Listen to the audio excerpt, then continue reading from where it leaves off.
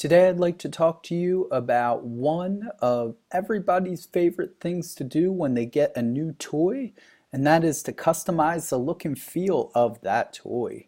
Our toy here today is our new Blogger blog, and we can customize it two ways, with the template and with the layout. The first thing that I recommend you do is choose a template that you really like. The template's really going to dictate the overall look and feel, and then you can customize that look and feel from the template.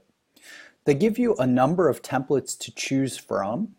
You can go ahead and click on it, and you'll see kind of a preview of what that looks like.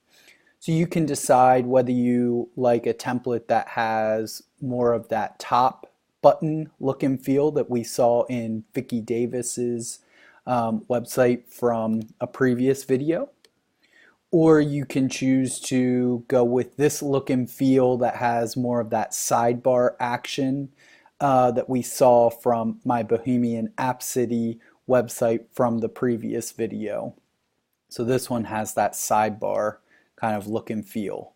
Once you find the one that you like, go ahead and choose one, apply that to my blog.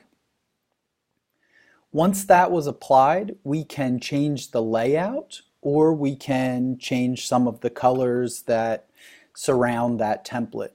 So I'll stick here in template and do customize to play around with some of the colors. These so far match our school colors pretty well, and that's what I'm going for in this particular one. But I want to get rid of this background image of kind of the grassy knoll here. So I'll go to background.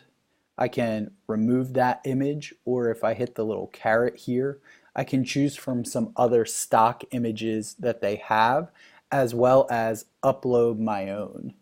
So I'm going to go ahead and look in the nature section, and I like this water feel.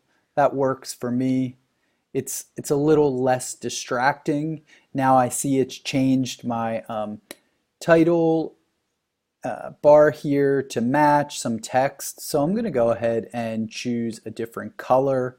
Again, that matches our school colors a little bit better. I think that works. I like how the color in the background offsets the red. Those two play nicely with each other. You can go ahead and play with as many options there as you like. Also in Adjust Width, you'll be able to make your blog post wider and cover more of that background image, or more narrow and cover less of it. The default 940 megapixels is a pretty good width to cover all browsers and all different various window types. Too wide and you really limit yourself to the kinds of screens that your blog can easily be viewed on. So you want to keep that in mind. Don't go to as wide as possible and say, well, it fits on my screen, so that means it's going to work for everybody else. That case may not be true. And then we can also navigate to layout right from this customize, where I can go ahead and choose to move some things around, like customize this header or move this blog archive. I'm going to do that from the layout page in a second, so I'll go ahead and show you how to do that there, but know that you can do it here as well. And then there's some more advanced settings, like changing the text type for each of the different types of text that are on your page. So for example, you can change the blog title to a different text type, maybe impact, for example. Every time you do that and make a change, you want to go ahead and click Apply to Blog, so that those changes are saved and applied to your blog. Once you're finished, hit Back to Blogger. That'll take you to your dashboard, and I'll go to Layout next to show you how you can make changes here to the layout. So in the template, I talked about the fact that this was a more of a right-hand driven type of template. So I want to make sure that all My buttons that are important, like this blog archive, are down here where it says sidebar right. I could do a featured posts.